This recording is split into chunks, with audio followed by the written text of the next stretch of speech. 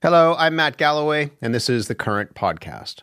When Justin Trudeau swept to power in 2015, his wife, Sophie Grégoire Trudeau, was front and center at the victory speech. Merci, Sophie, pour ta force, pour ta compassion, pour ta grandeur d'âme et pour ta générosité profonde. Et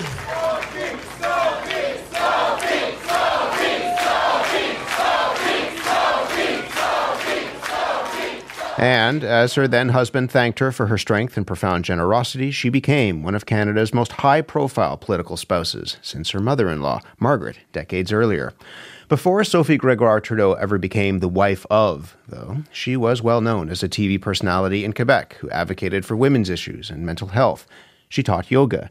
Now, after a split with her husband, Sophie Grégoire Trudeau is returning to some of those themes in a new book. It's called Closer Together. One of her goals, she says, is to help Canadians become more emotionally literate.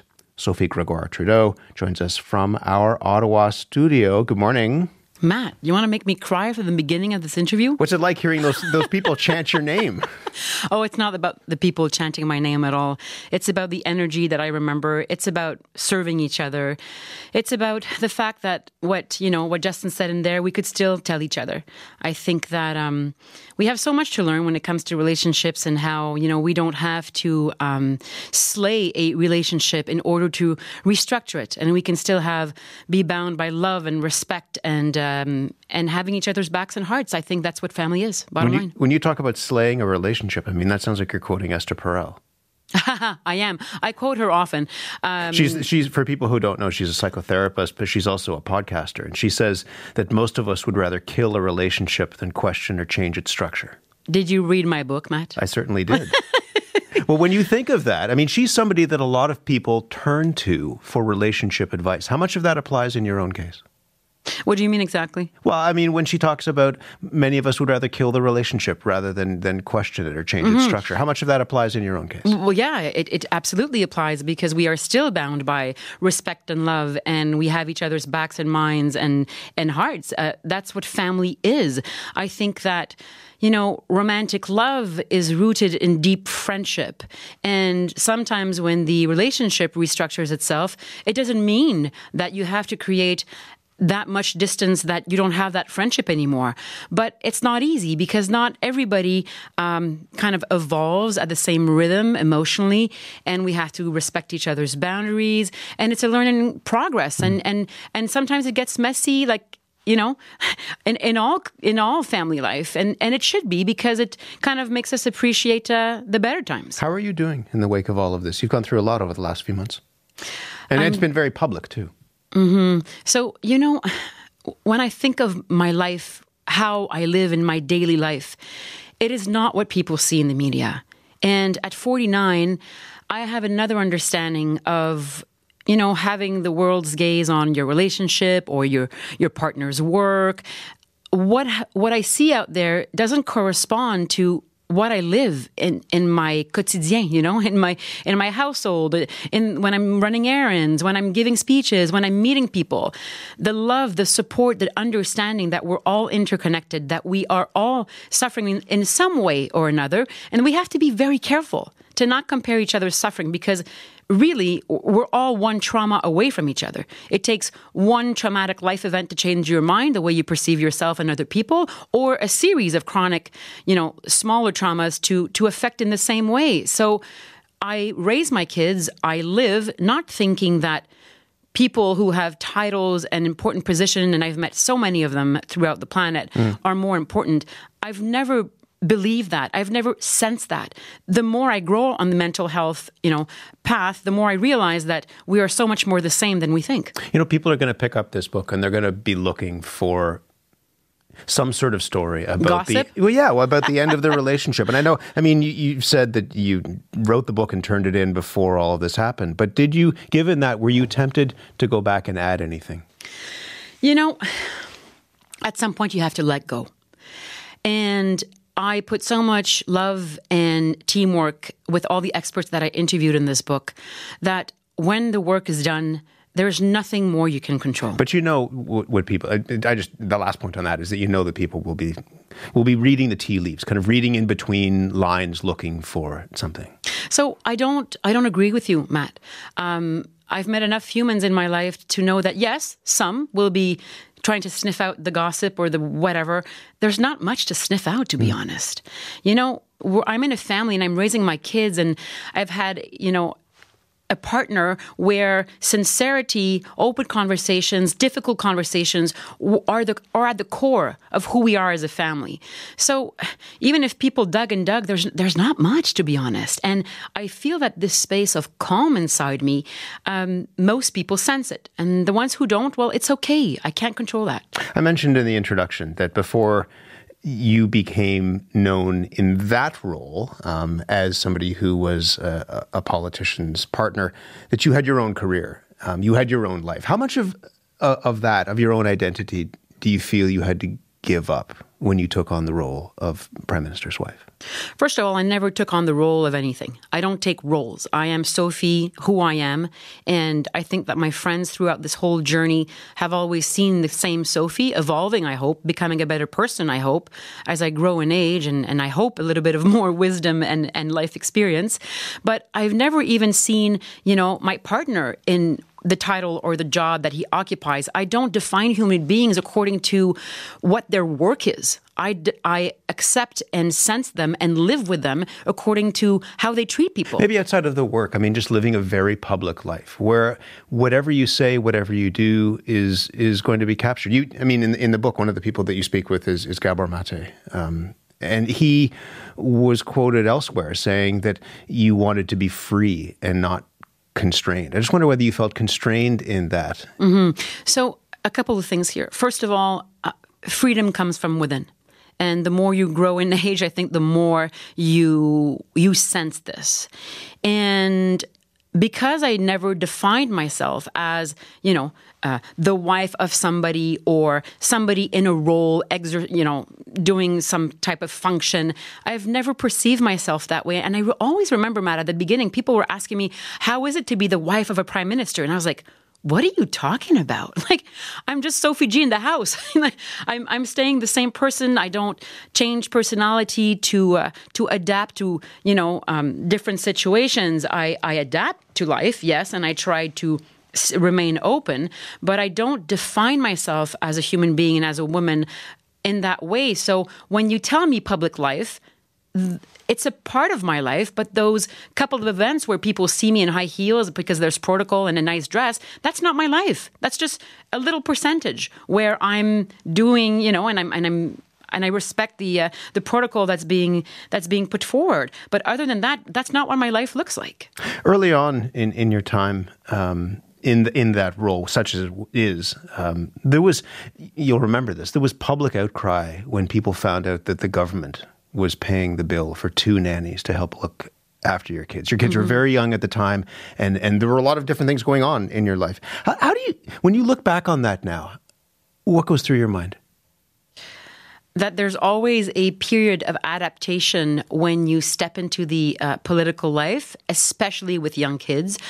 And it's not planned, pre-planned. It's not, there's not a book to follow. So you're just kind of like juggling all the balls and trying to figure out how to keep everybody safe, especially during travels.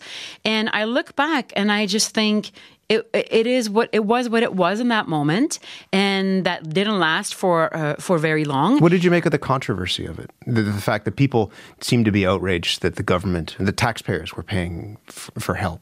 Well, that everything is of passage, and that would pass as well, and that we are good people and we're here to serve. But that, in some way, somebody told me not too long ago, did you develop a thicker skin? I don't think that's me.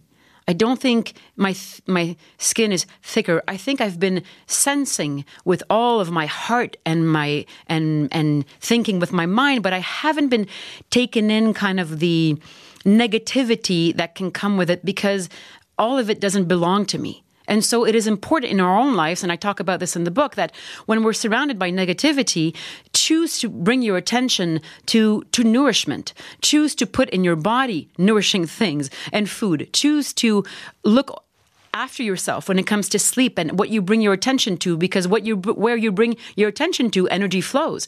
So I think you have to develop discernment in your own life. And this is what I talk about in this book, that when we live in a society where self-betrayal is rewarded, when aging is an insult, when we have to change ourselves physically and mentally in order to fit in, that is the opposite of authenticity. And as Dr. Gabor Mate says, we come into this world with the two most basic needs. All humans have these two needs: attachment, so to be taken care of in the gaze, touch, presence, playfulness, validation of another, how you were kind of cared for by your parents from 0 to 3.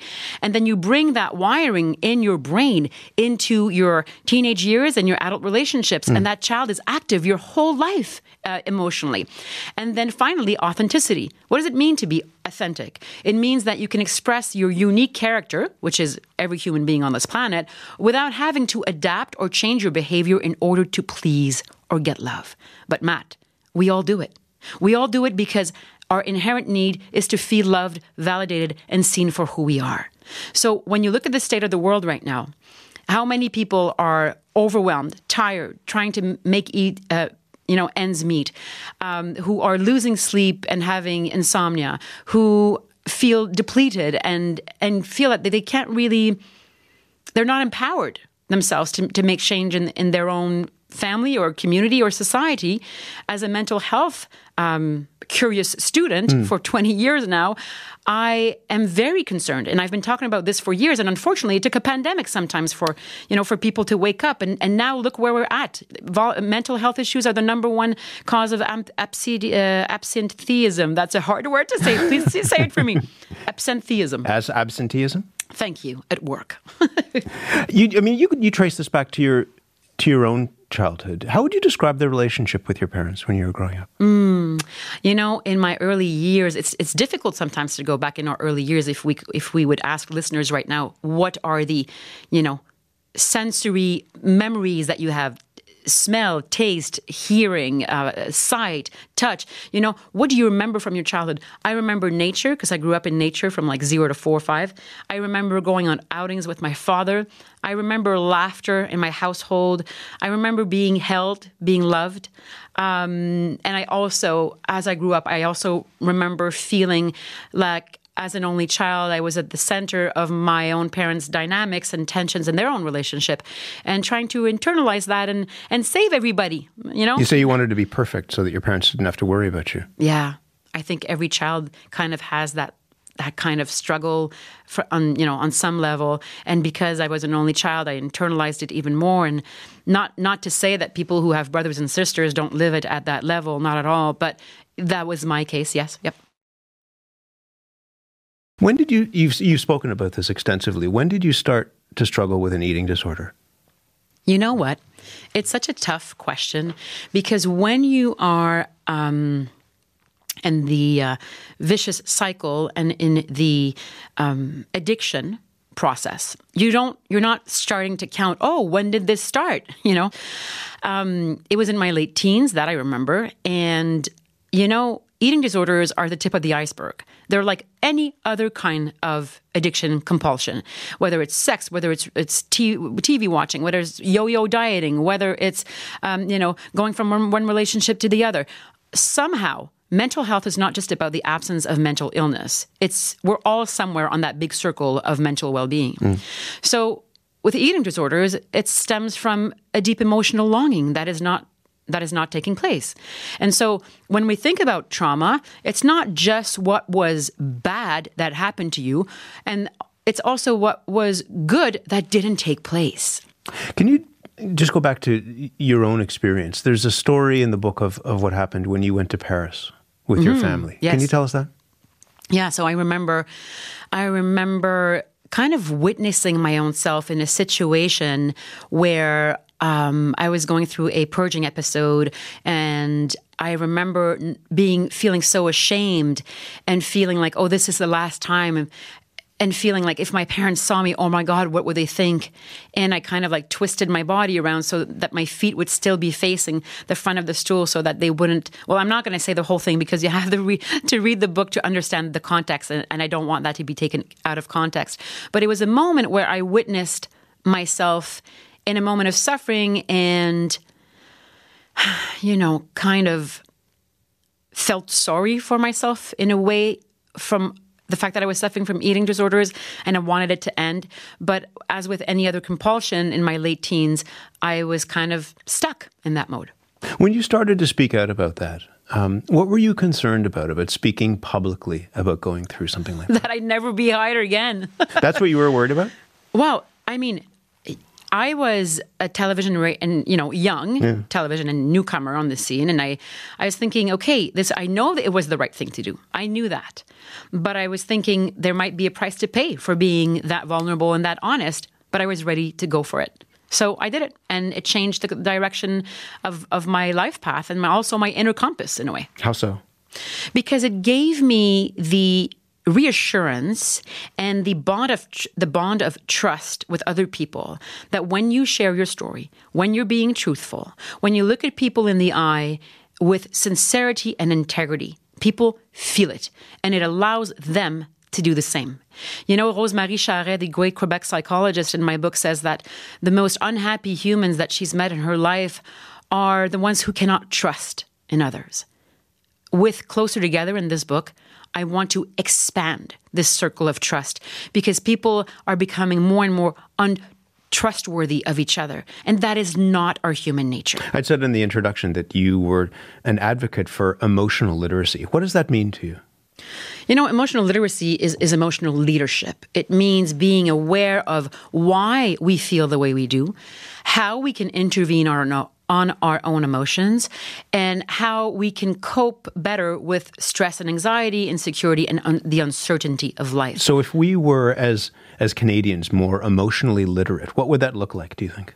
When we become more of a leader of our own inner world, we move from the alert mode in our body and in our nervous system into a more secure mode. So, when I talked with the expert David Livingstone Smith on dehumanization, he said that hate, fear, dehumanizing the other, and there are so many polarizing forces throughout this world and in our country as well. We cannot be naive. We have to look at them head on.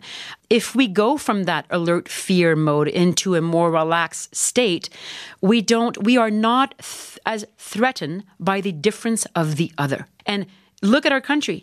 The diversity we have here is absolutely fantastic. And everybody makes this country better with their own stories. But we have to continue to share our stories. We have to cherish the diversity of stories instead of being or feeling threatened by the other. There's also a lot of anger in the country right now. Yes, and it's understandable. Look at the state of the world. How can people feel that they have a sense of agency when we're facing humanity's greatest crises? From climate change to polarization in society to, the depth of the abyss between the rich and the poor. And a lot of good people, I tell you this, and I meet them every day, are doing all that they can, sacrifices in their own family, devotion to service, to helping each other to create more justice in this world. And it doesn't have to be through politics. It can be through all other levels of life. And I think that when we start when we start having more peace within our homes, within our own bodies and minds, then it reverberates and it has a ripple effect outwards. How do you model that as a parent of teenagers? Good question. If parents are listening right now, I think that whatever you say to your kids are words.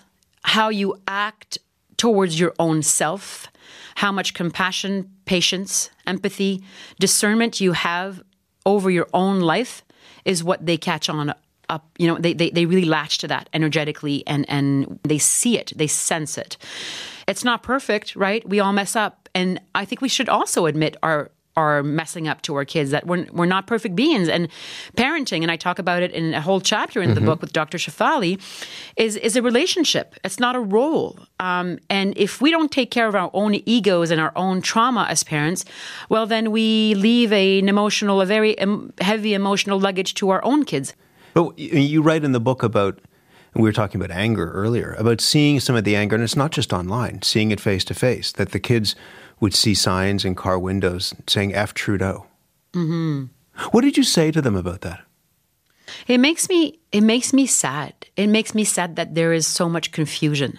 It makes me sad to see that people, have so much anger and fear, and that we have been taught in many ways to direct that anger and that fear at one person, and that there are forces out there that are really triggering on that message and really pushing that message. What do you make of the fact that it's really personal? He was here. The Prime Minister was here just a few weeks ago, and I asked him about this. I said, "Why don't you think people like you?"